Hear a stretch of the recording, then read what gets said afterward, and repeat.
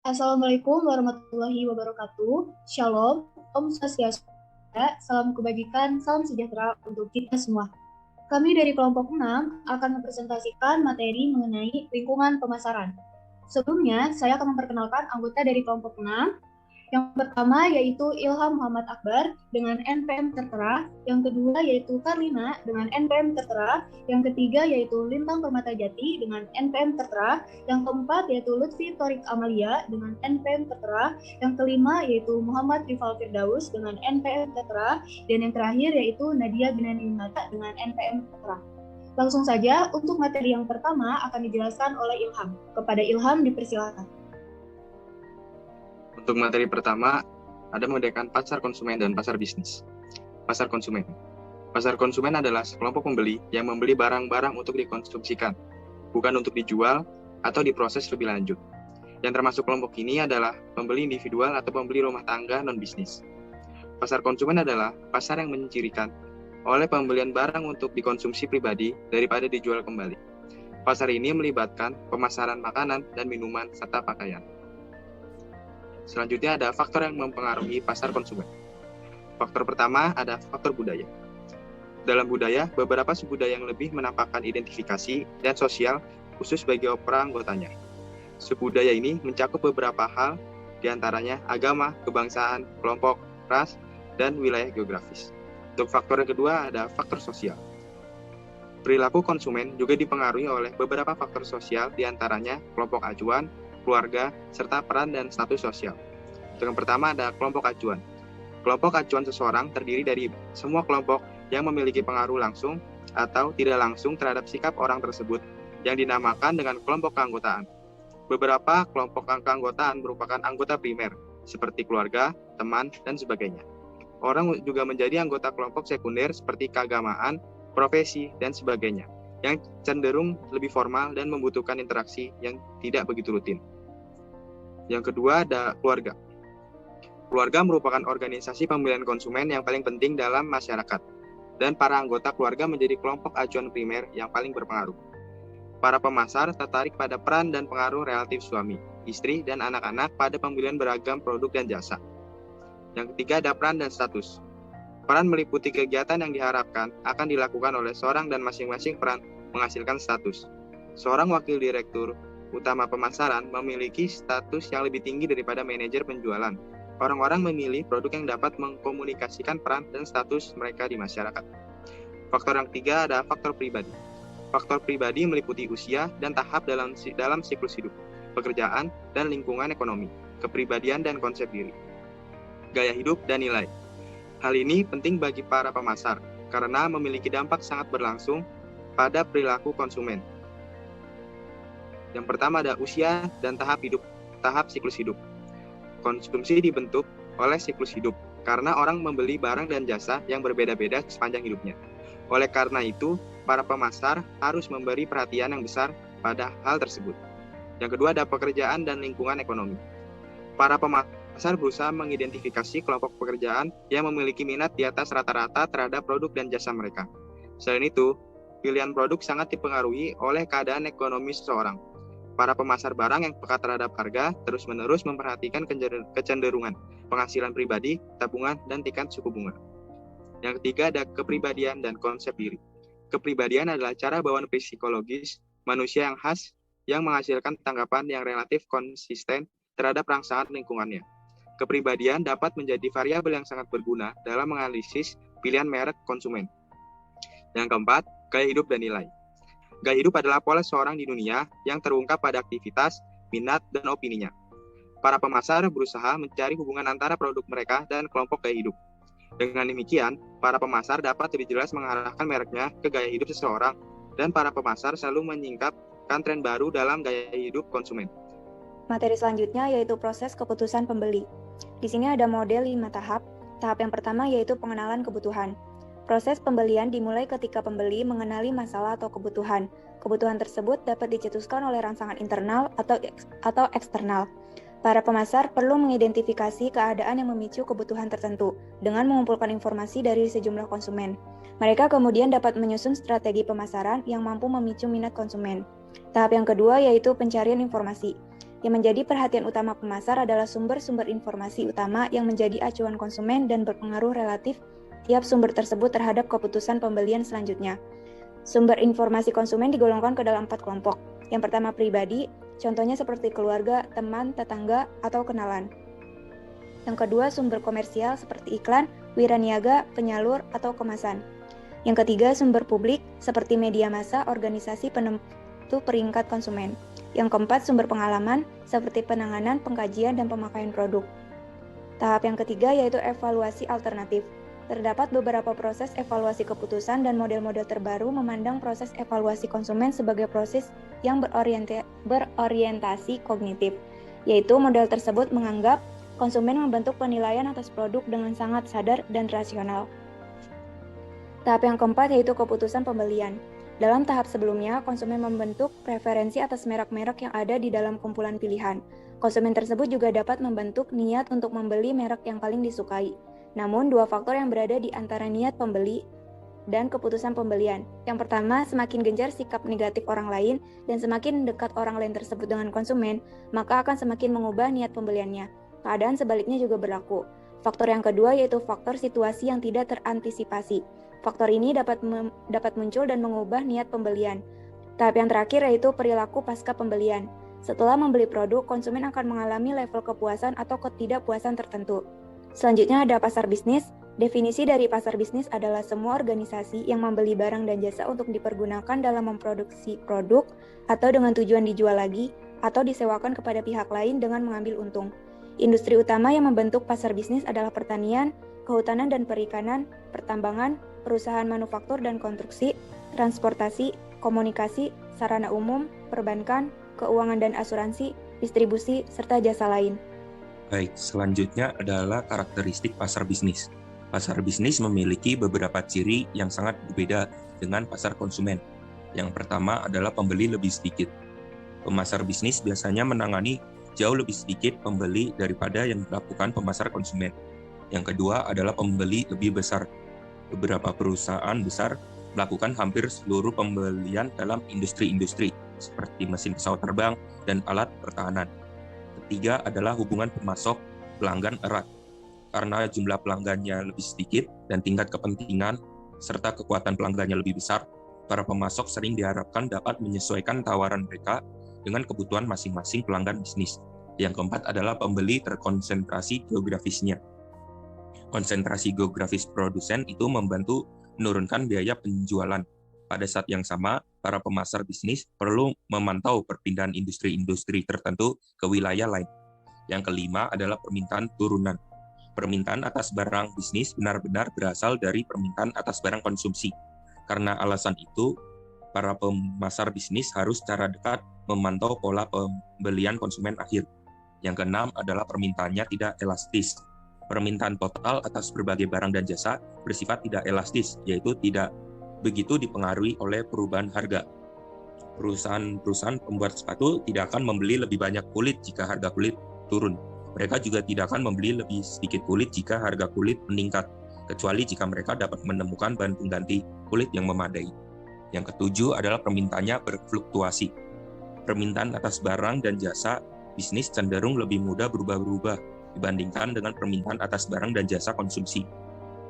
Persentase tertentu peningkatan permintaan konsumen dapat menyebabkan persentase peningkatan permintaan yang jauh lebih besar atas pabrik dan peralatan yang diperlukan untuk memproduksi output tambahan. Lalu yang kedelapan adalah pembelian profesional. Barang bisnis dibeli oleh agen pembelian yang terlatih, yang harus mengikuti kebijakan, batasan, dan persyaratan pembelian organisasi. Banyak instrumen pembelian, contohnya permintaan harga atas produk yang akan dipesan, proposal pembelian, dan kontrak pembelian tidak ditemukan dalam pembelian konsumen. Lalu yang kesembilan adalah beberapa pengaruh pembelian. Umumnya semakin banyak orang yang mempengaruhi keputusan pembelian bisnis, komite pembelian yang terdiri dari pakar teknik dan bahkan manajemen senior lazim ditemui dalam pembelian barang-barang utama. Para pemasar bisnis harus mengirimkan wiraniaga dan bahkan tim penjualan yang terlatih untuk menangani para pembelian yang terlatih tersebut. 10 adalah kunjungan penjualan ganda. Karena semakin banyak orang yang terlibat dalam proses penjualan, diperlukan kunjungan penjualan ganda untuk memenangkan kebanyakan pesanan bisnis. dan beberapa siklus penjualan bisa memerlukan waktu bertahun-tahun. Yang ke-11 adalah pembelian langsung. Para pembeli bisnis sering membeli langsung dari produsen dan bukan melalui perantara, terutama barang yang secara teknis rumit dan mahal. Contohnya adalah pesawat udara. Yang ke-12 adalah imbal balik. Para pembeli bisnis sering memilih pemasok yang juga membeli dari mereka. Contohnya adalah pabrik kertas membeli bahan kimia dari perusahaan kimia yang membeli kertasnya dalam jumlah besar. Ke-12 adalah sewa guna atau leasing. Banyak pembeli industri menyewa guna usaha dan bukannya membeli peralatan besar seperti mesin dan truk. Penerima sewa guna mendapat sejumlah keuntungan, yaitu menghemat modal, mendapat produk terbaru dari penjual, mendapat layanan yang lebih baik, mendapat penghasilan bersih yang lebih besar, dan kesempatan untuk menjual kepada para pelanggan yang tidak mampu membeli tunai. Next. Lalu selanjutnya adalah peserta dalam proses pembelian bisnis. Webster and Wynne menamakan unit pengambilan keputusan di organisasi tertentu yang melakukan pembelian sebagai pusat pembelian. Pusat pembelian terdiri dari semua anggota organisasi yang memainkan salah satu dari 7 peran dalam proses keputusan pembelian. Di antaranya, yang pertama adalah pencetus, yaitu mereka yang meminta untuk membeli sesuatu. Mereka bisa saja merupakan pemakai atau pihak lain dalam organisasi. Yang kedua adalah pemakai, mereka yang akan memakai barang atau jasa tertentu. Dalam banyak kasus, pemakai mengajukan proposal pembelian dan membantu menetapkan persyaratan produk. Yang ketiga adalah pemberi pengaruh, orang-orang yang mempengaruhi keputusan pembelian. Mereka sering membantu merumuskan spesifikasi dan juga memberikan informasi untuk mengevaluasi alternatif. Yang keempat adalah pengambil keputusan, orang yang memutuskan persyaratan produk dan pemasok. Yang kelima adalah pemberi persetujuan, orang yang menyetujui tindakan yang diusulkan oleh pengambil keputusan atau pembeli. Yang keenam adalah pembeli, yaitu orang yang memiliki wewenang formal untuk memilih pemasok dan menyusun syarat pembelian. Para pembeli dapat membantu menyusun spesifikasi produk, namun peran utama mereka adalah memilih pemasok dan bernegosiasi. Yang ketujuh adalah penjaga gerbang, yaitu orang-orang yang memiliki kekuasaan untuk menghalangi penjual dan informasi sehingga tidak dapat menjangkau anggota pusat pembelian. Materi selanjutnya yaitu pengaruh utama yang mempengaruhi pembeli bisnis. Para pembeli bisnis menanggapi banyak pengaruh saat mereka mengambil keputusan pembelian. Jika tawaran pemasok sama, para pembeli bisnis dapat memenuhi tuntutan pembeliannya dari pemasok manapun, dan mereka lebih mengutamakan pemasok yang memberikan perlakuan pribadi kepada mereka. Jika tawaran pemasok berbeda secara substansial, para pembeli bisnis bertanggung jawab atas pilihan merek dan memberi perhatian yang lebih besar pada faktor-faktor ekonomi. Para pembeli bisnis ini menanggapi ada beberapa pengaruh utama, di antaranya yaitu yang pertama adalah faktor lingkungan. Para pembeli bisnis secara aktif memantau perkembangan teknologi, peraturan pemerintah, dan persaingan. Contohnya persoalan lingkungan menyebabkan perubahan perilaku pembeli bisnis. Sebuah perusahaan percetakan mungkin lebih menyukai pemasok kertas yang memiliki banyak pilihan kertas daur ulang atau pemasok tinta yang aman terhadap lingkungan. Lalu yang kedua yaitu faktor organisasi. Setiap organisasi memiliki tujuan, kebijakan, prosedur, struktur organisasi, dan sistem yang spesifik, dan pemasar bisnis harus memahami faktor-faktor ini dengan baik. Lalu faktor yang terakhir yaitu faktor antar pribadi dan faktor pribadi. Pusat pembelian biasanya terdiri dari beberapa peserta dengan minat, wewenang, status, empati, dan daya bujuk yang berbeda-beda. Para pemasar bisnis cenderung tidak mengetahui dinamika kelompok seperti apa yang muncul selama proses keputusan pembelian, walaupun semua informasi yang dapat ditemukannya tentang faktor kepribadian dan antar pribadi akan bermanfaat. Lalu perbedaan antara pasar bisnis dan pasar konsumen. Meskipun keduanya terlihat sama, namun sebenarnya pasar bisnis dan konsumen memiliki perbedaan di beberapa bagian, di antaranya yaitu pada bagian struktur pasar. Faktor pertama yang menjelaskan perbedaan pasar bisnis memiliki struktur yang lebih kompleks dan rinci karena jangkauan konsumennya sangat besar. Sedangkan untuk pasar konsumen strukturnya lebih sederhana karena jangkauan konsumennya lebih sedikit atau sempit. Lalu yang kedua yaitu segmentasi pasar. Segmentasi pasar antara pasar bisnis dan konsumen sama-sama merujuk untuk semua kalangan dan mendapatkan keuntungan sebesar mungkin. Akan tetapi, struktur pasar bisnis yang menggunakan hierarki membuat kegiatan jual beli dilakukan dengan beberapa tahapan yang sistematis. Pada segmentasi pasar bisnis, kegiatan yang harus bertahap ini tentu saja membutuhkan waktu yang lama. Namun, ketentuan ini harus dijalankan agar semua struktur yang ada berjalan beriringan dan saling memperoleh keuntungan. Lalu yang ketiga yaitu karakteristik permintaan. Faktor ketiga Ini ciri permintaannya meliputi sifatnya, elastisitas, dan stabilitas permintaan. Jika dilihat dari sifatnya, pasar bisnis masuk ke dalam kategori permintaan turunan. Maksudnya adalah jumlah permintaan di pasar bisnis tergantung dari seberapa banyak permintaan dari konsumennya. Angka permintaan konsumen akan mempengaruhi naik turunnya produksi yang akan dilakukan pasar bisnis. Jika dilihat dari stabilitas permintaan, pasar konsumen akan lebih aman dibandingkan pasar bisnis. Hal ini dikarenakan pembeli yang melakukan transaksi di pasar bisnis cenderung sedikit, tetapi jumlah permintaannya lebih banyak. Pasar bisnis akan lebih menggantungkan diri pada permintaan atau pembelian, sehingga pasar bisnis tidak bisa memproduksi barang secara besar-besaran atau melakukan stok barang. Dan jika dilihat dari elastisitas harga, maka pasar bisnis tidak akan terlalu berpengaruh menanggapi perubahan harga di pasar.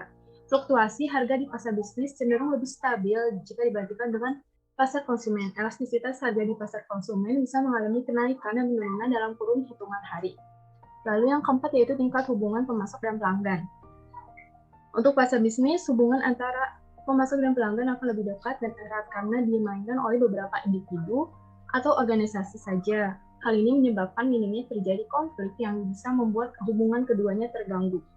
Lalu, perbedaan yang terakhir yaitu terdapat pada proses transaksi. Proses transaksi di pasar konsumen ini sangat mudah dilakukan oleh siapa saja karena cukup melakukan akad dengan penjual dan pembeli.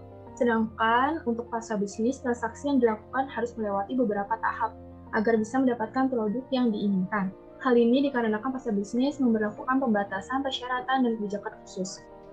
Materi selanjutnya yaitu definisi lingkungan pemasaran. Lingkungan pemasaran adalah lingkungan perusahaan yang terdiri dari pelaku dan kekuatan di luar pemasaran yang mempengaruhi kemampuan manajemen pemasaran untuk membangun dan mempertahankan hubungan yang berhasil dengan pelanggan sasaran. Menurut Coulter dan Armstrong dalam Ginting 2011-69 mengemukakan bahwa lingkungan pemasaran dibagi menjadi dua kelompok besar, yaitu lingkungan mikro dan lingkungan makro. Lingkungan mikro. Yang dimaksud dengan lingkungan mikro adalah faktor-faktor lingkungan di luar perusahaan yang memberi pengaruh secara langsung dan cukup kuat pada perusahaan dalam proses pengambilan keputusan pemasaran perusahaan yang mempengaruhi kemampuannya untuk melayani pelanggan. Lingkungan mikro ini terdiri dari yang pertama perusahaan. Dalam merumuskan rencana pemasaran, harus memperhitungkan kelompok-kelompok lainnya dalam perusahaan, misalnya manajemen puncak, keuangan, pembelian, produksi, dan akuntansi, dan lain-lain. Yang kedua, pemasok adalah perusahaan bisnis dan perorangan yang menyediakan sumber daya yang dibutuhkan oleh perusahaan dan pesaingnya untuk memproduksi barang dan jasa tertentu. Dan yang ketiga, perantara. Perantara pemasaran adalah mereka yang membantu perusahaan dalam mempromosikan, menjual, dan mendistribusikan barang kepada pembeli akhir. Dan yang keempat, pelanggan. Pelanggan di sini yaitu sejumlah individu, kelompok, organisasi yang mengkonsumsi suatu produk. Perusahaan perlu mengetahui karakteristik dan keinginan pelanggannya, yang merupakan para pembeli produk dan jasa yang ditawarkan. Dan yang kelima, pesaing. Pesaing yaitu individu, kelompok, organisasi yang sama-sama melakukan pemasaran kepada konsumen. Perusahaan perlu mengetahui berbagai karakteristik dalam lingkungan persaingannya, seperti struktur industri, strategi pemasaran para pesaing, tingkat atau ukuran persaingan, dan aspek persaingan lainnya untuk memberikan nilai yang lebih kepada pelanggannya dibanding pesaing.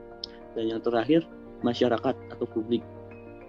Masyarakat atau publik di sini yaitu terdiri dari kelompok masyarakat yang mempunyai kepentingan dengan perusahaan seperti karyawan, pemegang saham, lembaga keuangan, masyarakat, media massa, dan lembaga swadaya masyarakat.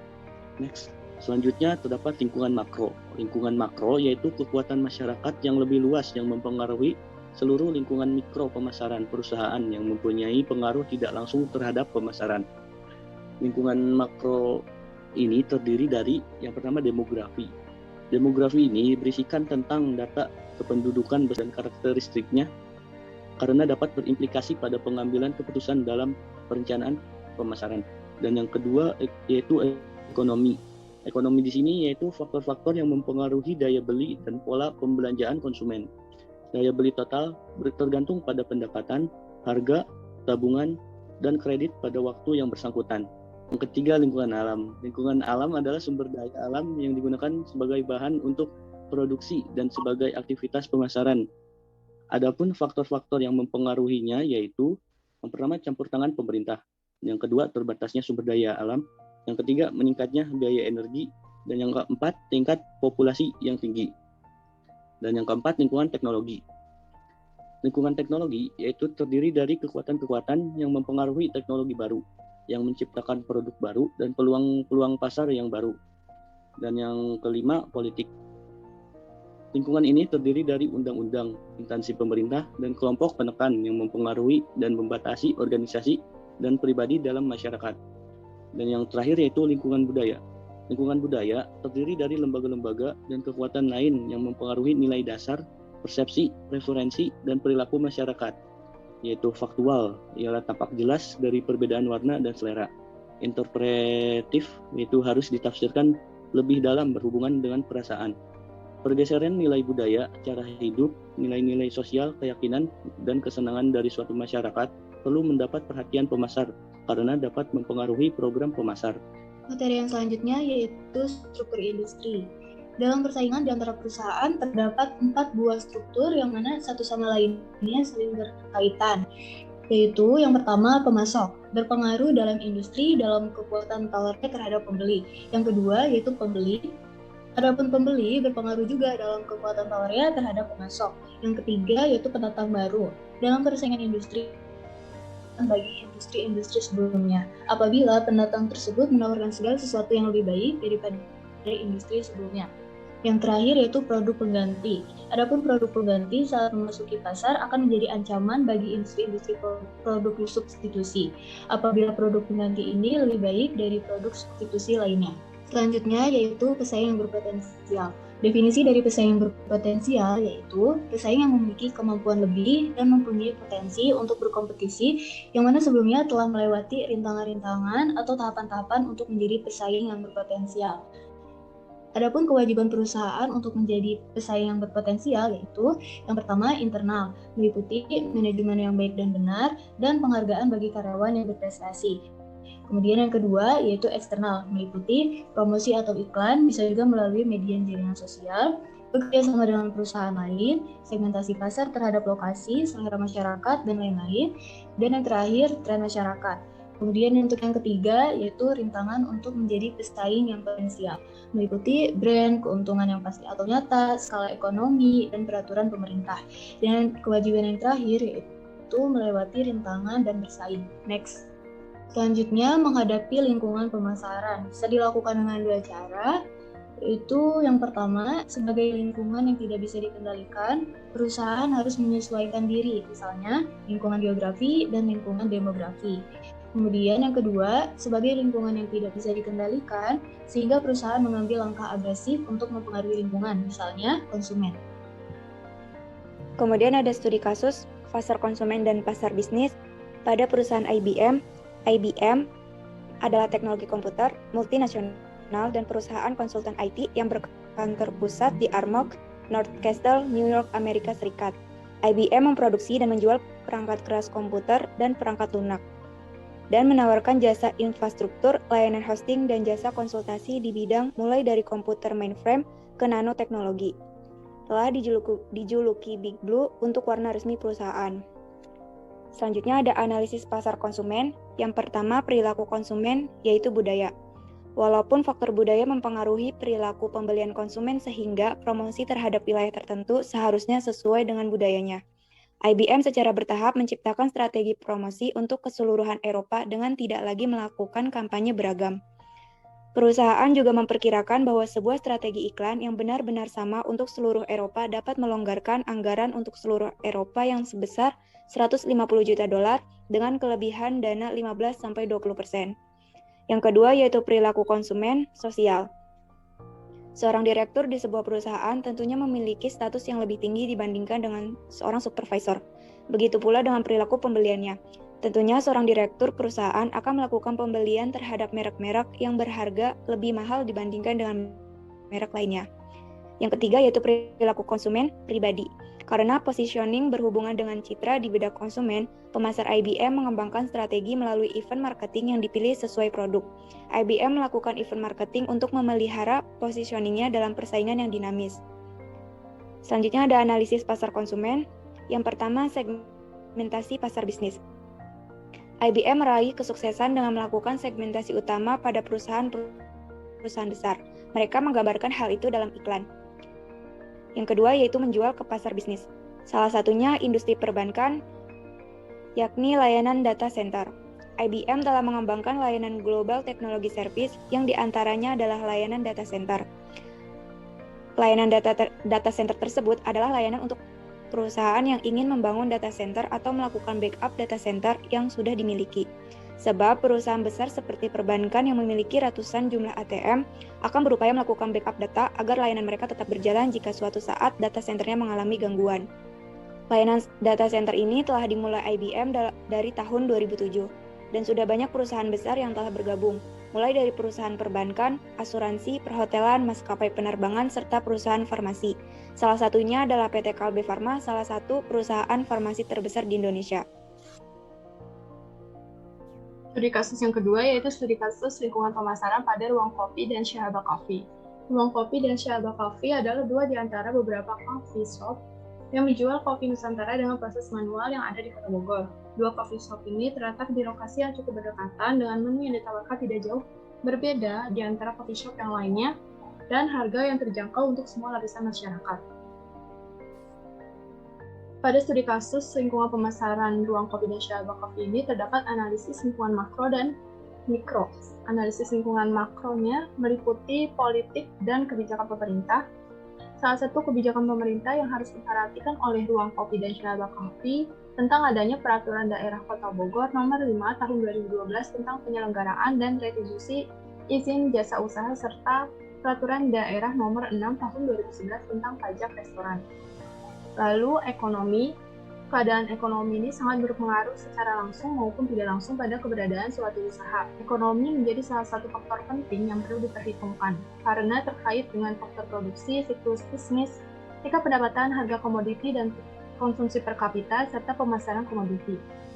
Berdasarkan nilai PDRB per kapita Kota Bogor, menunjukkan terjadi peningkatan dari tahun ke tahun. Hal ini menjadi peluang bagi ruang kopi dan Syahaba Coffee karena menandakan terjadinya peningkatan kemakmuran masyarakat Kota Bogor secara umum sebagai akibat dari peningkatan output produksi sektor ekonominya.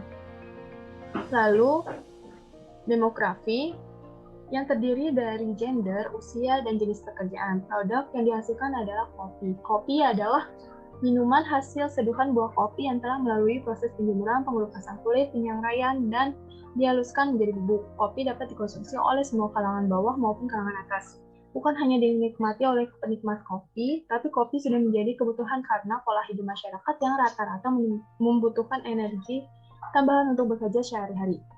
Lalu, analisis lingkungan mikronya yaitu hambatan dalam memasuki pasar. Ruang kopi saat ini mampu memasuki pasar dengan konsep yang ditawarkan di tengah persaingan kota coffee shop. Cita rasa Syahaba Coffee menjadi keunggulan yang ditonjolkan, sedangkan ruang kopi tidak kalah cita rasanya dan memiliki beberapa cara untuk menarik perhatian konsumen. Selanjutnya akan saya kembalikan kepada moderator.